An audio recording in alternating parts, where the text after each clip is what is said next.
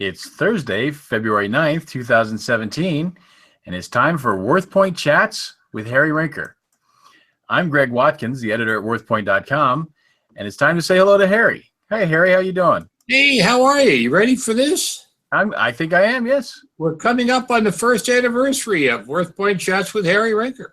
That's right. We've been doing this for almost a year. Well, actually, officially. Officially, right. And they haven't shut us down yet. No, but officially we started on February 22nd last year. Okay. However, a couple of test runs we are both aware where there were a few test moments before that. Right. And I sincerely hope are not on YouTube any longer. I'll have to check. If they are, I'll take them down. But it's been a fun year, and it's always fun for me to talk about antiques and collectibles.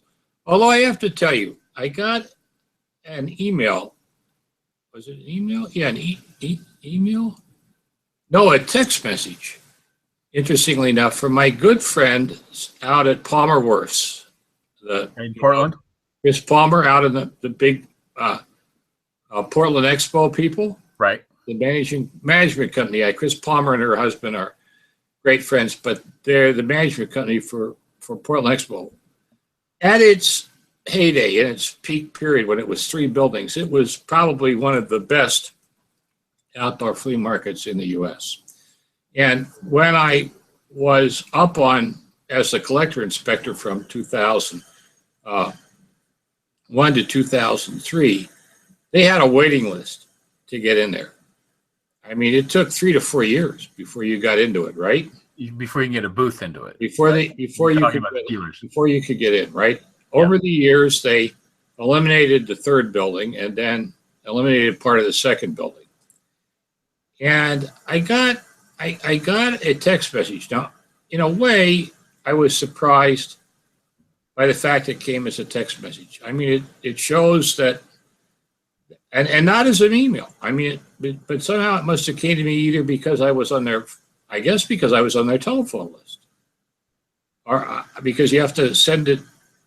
Can you text through a email? I don't know these things. Maybe not. If they have their phone number, your phone number, if they have your phone number in their phone, then they can text you. Right. Even if you have a phone that doesn't take a text, they can still text. But anyway, so I must have been in their phone database, and it was an email from Chris and the Palmer Worths Group saying we still have space available for March Expo, and if you'd like to reach an audience and so forth. And I don't know why I should feel like it was a knife stabbed into my heart, but the point was that Chris Palmer never had to beg for dealers in her life. Through that entire show, through the 80s and 90s, and there was one point when they did that show 4 times a year in Portland. And now it's down, I think, to 3, spring, summer, and fall. But the thing about it is that it's a real sign. I mean, you and I both know, because we read the trade papers, that we've been watching a lot of antique show venues, sale venues, antique shows, and many others too, go by the wayside. And it's just, I keep thinking at some point it's going to turn around. But then, and you know me, I read all kinds of strange things, right? Yes. I was reading an article in the on AOL today about the decline of fast food restaurants and how they are suffering through some of the same problems that the stores like Macy's and Kohl's and Sears and Kmart or JCPenney are going through. And that is that as people shop online, people don't want to go out to the malls, or the traffic in the malls goes down. As the traffic in the malls goes down, the food places in the malls lose traffic too. And so all of a sudden, this is like not a roller coaster, but it's like bang, bang, bang, bang, bang, bang. Well, we talked about this one of the shows recently. Clearly, clearly attendance has at least stabilized at a lot of flea markets, but is falling off. But dealers are disappearing. And the smaller these shows get, it's a catch-22. The smaller the show gets and the more people come, the less people find what they want there. The bigger the show, the more likely it is that somebody is going to attend, right? That makes sense. They're going to find what they want, seriously. Yeah, with the more vendors and the wider right. And yet we don't have young people going into our trade in the traditional sales venues like flea markets and antique shows.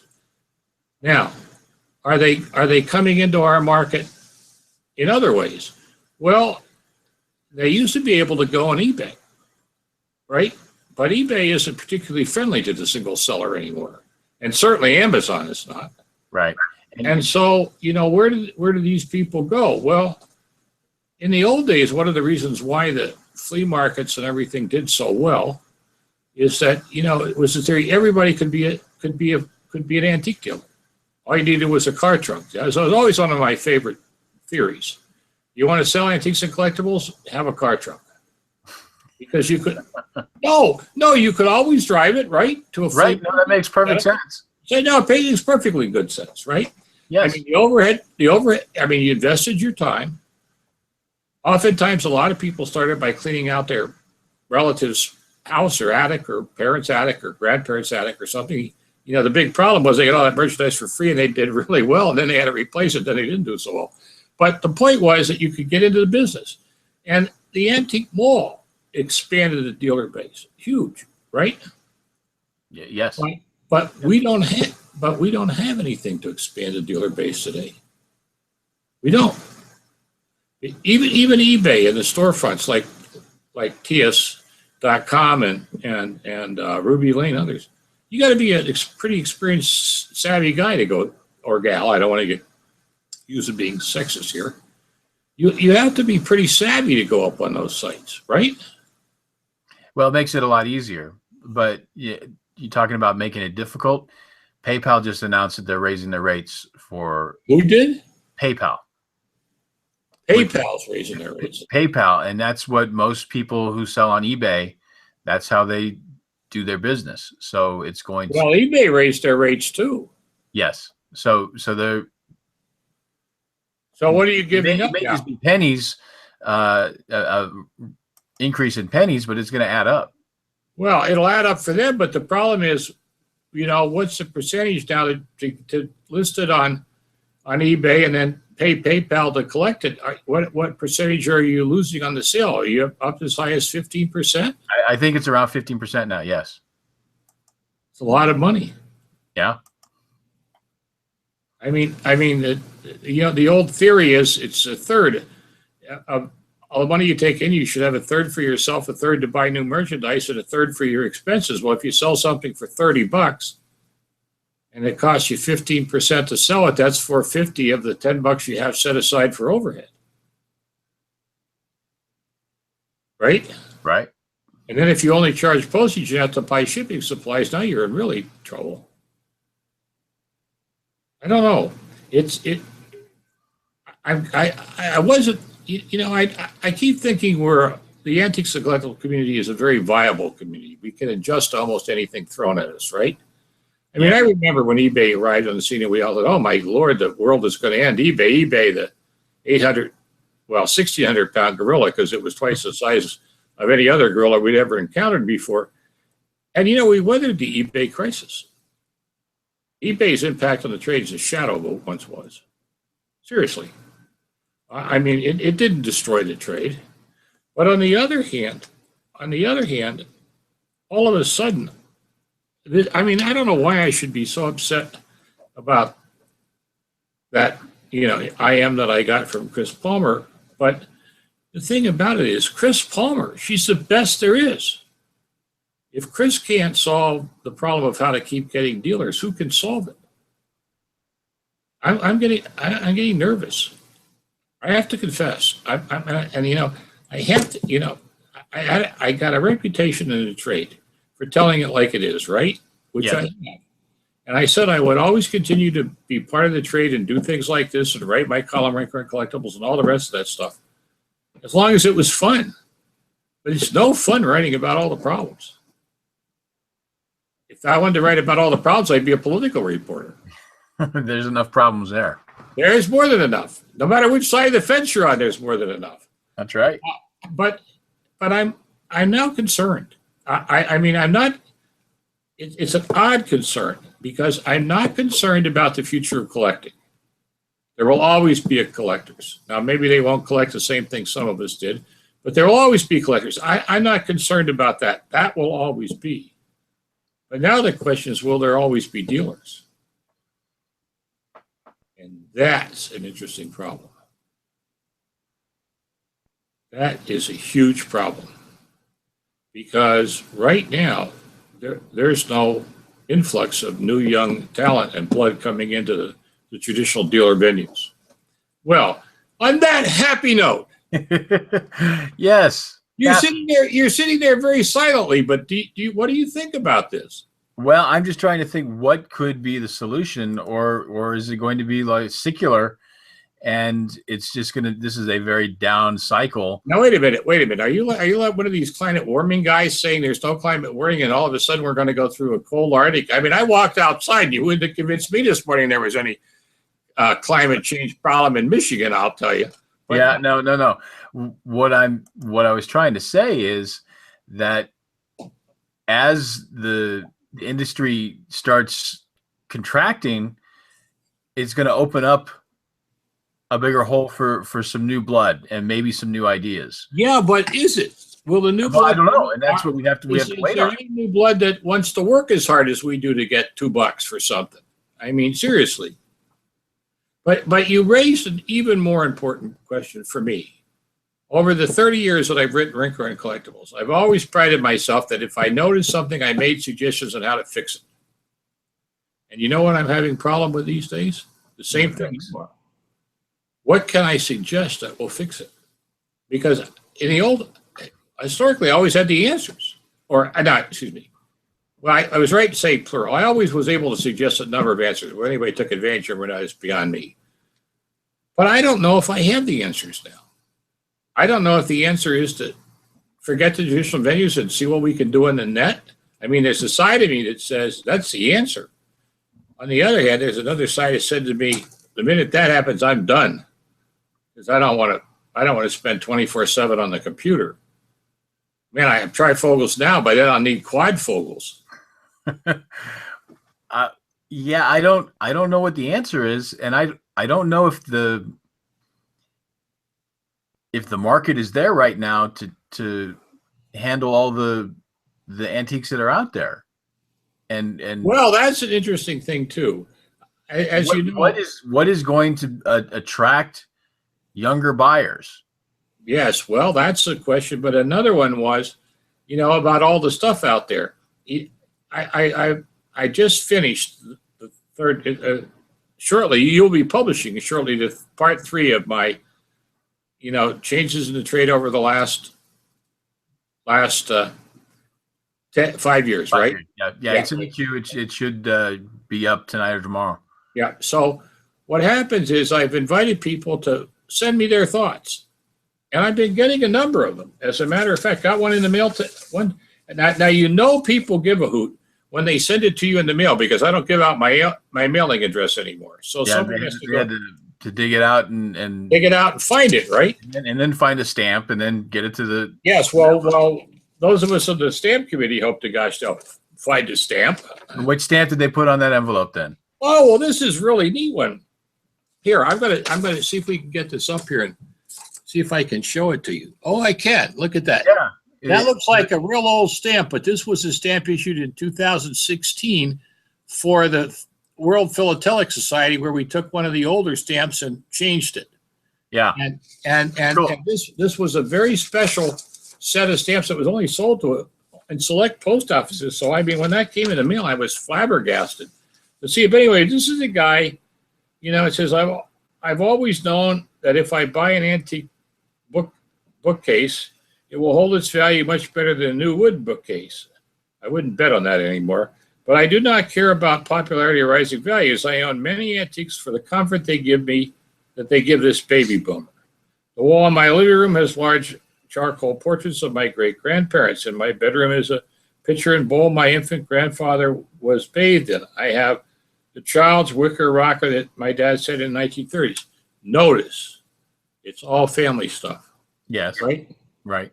And see, he's that older generation that cared about family. And now we have young people that don't care about family things anymore that much.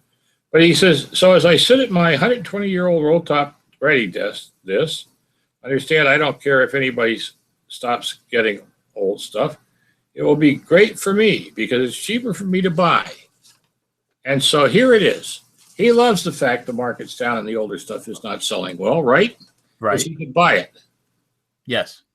He will not like the fact that when his kids finally come to him and say, either have an insurance fire or whatever, we're not going to deal with it when you die. You know, it's fine. But he says he's the same age as I am. But he isn't typical anymore. You know, that was another thing too, though, that's interesting. In that article I read in the paper about, you know, declining things, that one of the things that happened, that the reason these stores are declining is people want bargains for everything. They want bargains, right? Yes. There are no better bargains than prices in the antiques and collectibles trade these days. The problem is that what makes the news is all the big record prices and all this other stuff. But, you know, for the middle market and low end of the market, it's bargain loaded. Right. You can buy things today for prices that they sold for in the 1970s. I mean, we're talking almost 50 years ago. Yeah. My daughter is a junior in high school, so she's got a couple years before she moves out. But she has a little bit of interest in the antique stuff. So I'm thinking that when she's got to start her first apartment, then maybe we go and we look and find some flatware. Yeah, but she's got to think antique stuff is from the 1970s. Come on, buddy. Well, no, not the 1870s, the 1970s. Yeah. But you know what? There's nothing wrong with that. Well, true. There's nothing wrong with that. If she likes Melmac, that'd be great. You know what my favorite phrase is? Every antique was once one day old. This is true. No, it is true. It's very true. The other favorite phrase is every antique was once meant to be used. Yeah. Well, and that might be part of the problem. If you could show younger people that these old things will work and they may even work better than what they can buy at IKEA. Well, since you said that, I was trying to figure out when you would give me a lead into a question we want to answer today. Okay. So speaking of old things that maybe some people can use. Luckily, I hit on one. Yes, we got a note from one of our WorthPoint viewers. We're very thankful, who actually wrote into us here. Michael from South Carolina. Thank you, Michael. He bought some first-class dining room chairs from the Italian ocean liner Augustus. He said SS Augustus, but that's the United States ships. It's MS Augustus. Was built in 1951. Now, first of all, show the. Oh, there it is, right? All right, this is the MS Augustus, built in 1951. Now, just leave that up there a little bit, because I went up on thing, and, you know, thank God for WorthPoint, which nobody can trust. But it was built it actually was launched in 52. It was during World War II. A lot of the Italian cruise liners and so forth were taken over by the military and eventually lost in the war. So the Italians had ships that ran a North American and South American route. So they built two ships after the war. This is one of them, the Augustus. And from 1952 to 1976, it was in service for the Italians. And then it was sold, and it went through a series of things, finally winding up as a floating hotel and restaurant in the Philippines, of all places. And then finally, it was scrapped in 2021. And no, not 2021. We haven't had gotten 2021. 2011. Okay. It got scrapped, right? Now, let me double check that here. No, 2012. It was scrapped, right? And it was scrapped of all places, Alang, India, Alang, where Mr. where Michael apparently was somehow out of contact, and he bought 30 chairs from the first class lounge. All right. And he's been trying to sell them. Now, here is a picture of the chair, right? Yes. All right. Now, wait. Now, there's all kinds of things associated with this we need to talk about. First of all, there's a chair, right? Mm-hmm. Now, this is a chair where if you just looked at the chair and didn't have a story to go with it, right? What kind of value do you see in this thing? $20, $25? Yeah, that's what I was going to say. $20. And you'd be lucky to get that with that pink coating on it, right? Yeah. But obviously Michael thought that because of the history of the chair, because of its association with its cruise ship, right, that they'd be worth money. And he said, I've been advertising them on eBay at $275 each for 6 months with little to no interest. No kidding. Right. Right, Michael. Now, why? Well, nobody knows that ship in America. Very good point. That's right. Maybe if you were to sell it in Italy, then it might have a better. And you know what? And there is an Italian eBay. Yes. Right. And that's exactly right. Because what didn't I tell you about the history of the ship? You ready for this one? It was used on the Italian to South America run. Okay, so Brazil, Argentina. Yeah, it only ran on the American run once when the Andrea Doria went down. They moved it up to the American route till they could get the Leonardo da Vinci built and out. Okay. So, and it was kind of interesting. Let's see, I'll get my notes in front of me here. It did indicate where it ran, what its ports of call were. Just a minute here. I won't give up here. Oh, it started in Genoa to South America, but put in at Genoa, Naples, Cannes, Barcelona, or Lisbon, Rio de Janeiro, Santos, and Montevideo, then to Buenos Aires and down into there. Hey, not a bad route, right? No, that'd be a fun trip. And it's a very different type thing. But here's the deal. No Americans rode the darn thing, or if they did, there were few and far between, right? Yes. So you try to sell these things on eBay in America, forget it. Nobody even knows what the ship is. Now, if it was from the USS United States or some other thing, right? Maybe, just maybe you had a shot at it, all right? So he sent us a picture of the cruise ship, which I want to thank him for. He sent us a picture of the chair, right? Then he sends us a picture of the chairs in the first class dining lounge, right? Yeah. And what's the first thing you notice? Well, they've got different upholstery. Exactly right. Yes. He should have taken a red pen and colored all the chairs red to support his argument. So, assuming they were mass-produced chairs, how do we know those chairs came off that ship even? I mean, maybe he got some certificate of authenticity from the salvage company or something, but or paper or whatever. All right, now here's the question. We know the fact that he knows what ship they came off of, and even though later upholstery, and he could probably get some certificates to prove that, or some letters to prove that. What is the one thing that could happen to make these chairs worth $275? There's a good question for you, right? Yeah. What piece of information does he need, and hope he can find it, to make these chairs worth $275? Oh. Yeah. Well, we should have that as a quiz. We should invite our viewers to send send it in and write the answer on the back of a $10 bill. Well, you think cheap, man. I was up at the $50 bill range.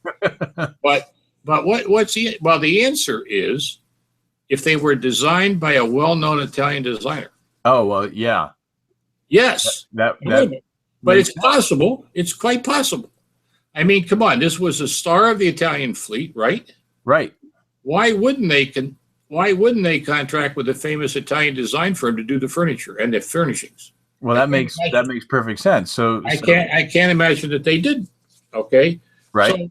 So I did go up on the internet and try to find out if I could find out who designed everything, and I found all kinds of explanations on the ships and the promenade decks and all the rest of this, and it said the windows had bronze relief design sculptures by Mastroianni and so forth and so forth. In the sheared saloon, there was an oval recess with a zodiac.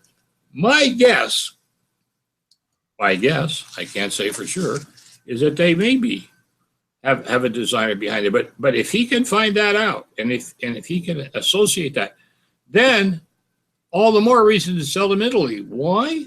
Because Italy is home to the modernist collectors more than any other country, including the United States.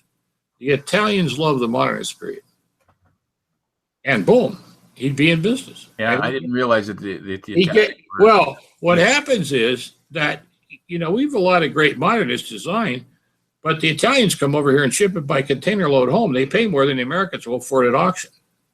Seriously. So, the key for this guy is he's got to find out who designed that chair, prove it, and then he'll sell them. He'll get his $275 and more for him. He might even in the States. So here's my question though. If here's the secret deal. Find an Italian designer that time and put his name on it, nobody will know. No. If they scrap the ship in India. I know. I didn't want to raise that, but since you have, that was my question. So are these chairs in India, or did he figure out a way to get them home, ship them home at his cost? He's writing me from South Carolina. Okay. All right. So my guess is he bought them in India and shipped them to the States. Now, so he's already got a bunch of money into them. He's got a bunch of money into them, and he has 30 of them, and you can see in the background he seems to still have them. Yes. Maybe they're multiplying out there in the backyard. Well, I've always wondered if antiques bred in the closet. Well, sometimes I find more things than I thought I had. I was going to say, every time you look at your collection, it's bigger, isn't it?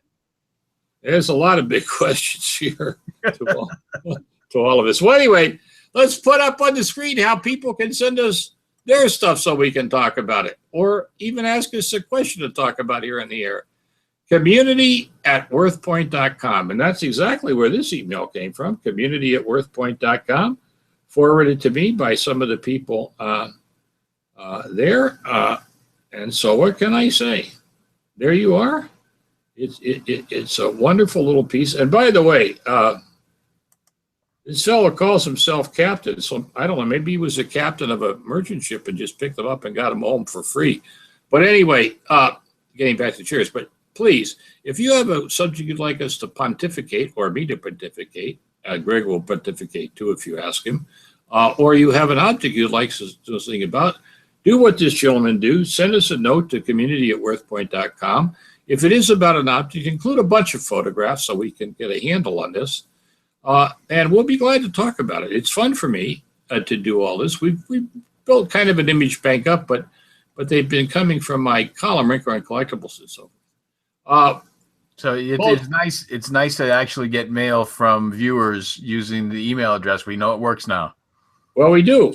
I have faith. I always have faith. By the way, we're nearing the end of this thing. I want to mention to you that fortunately for you, I did not get a chance this time. For me or for for you. For me personally. Well, for you and for everybody. Okay. Did not get a chance to pontificate on a subject that I have been angry about for almost a week. The exhibit Finders Keepers opened up at the Grand Rapids Art Museum, which features. That's right. That's right. And you have on Saturday, multiple collections of yours up. Yeah, well, everybody else has one collection, and I have more than one. Anyway, on display. But anyway, long and the short of it is, on Saturday, February the 4th, the curator of the exhibit, the chief curator, gave a lecture, a kind of behind-the-scenes look about how the exhibit went up. And when they got to the question and answer period following that, some person in the audience raised their hand and said, "This exhibit doesn't belong in an art museum."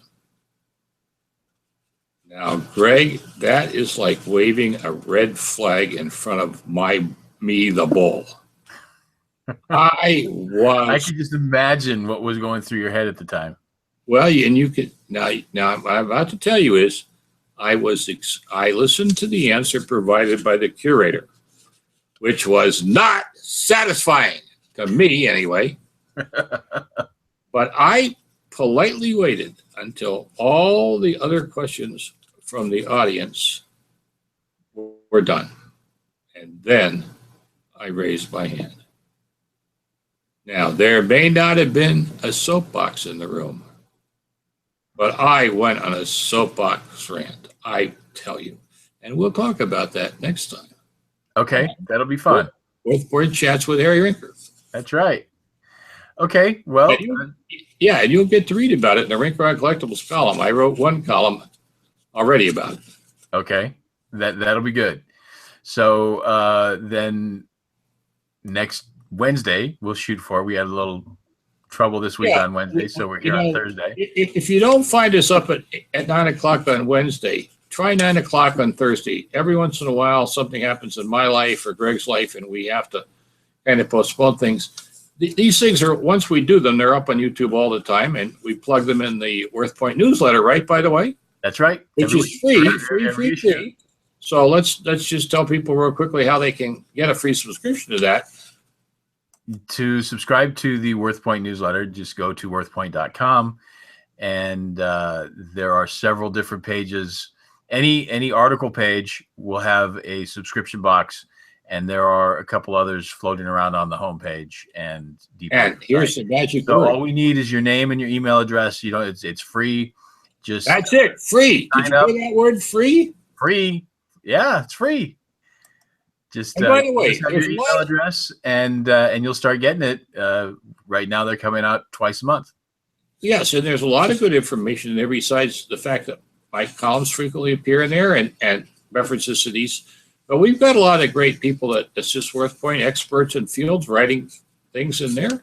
And we occasionally do a story or two on what's going on in the trade. So, great. Hey, word free. What's free on the internet today? Not a lot. Not much. And the information is solid here. We're not talking about, what is false news. We do not publish false news. What we write about. Oh, I've been tempted. I've been tempted to write a false news story and have you publish it just to see what would happen. Okay. Maybe we can talk about the antiques Donald Trump owns. Now I'm going to have to start vetting your columns to make sure that they're true. Now I have to explain something to you about that, about my columns, okay? I write my columns for myself. Any editor that publishes them the way I write them without reading them first is subject to an occasional thing I slip into the column to find out if my editors are awake or not. Yeah, I've caught those. All right. Little Easter eggs that you place in there for me to hunt out. That's it. There you go. Hey, have a great week, buddy. Okay. So, we'll see you next week, Harry. You will. All right. Bye-bye.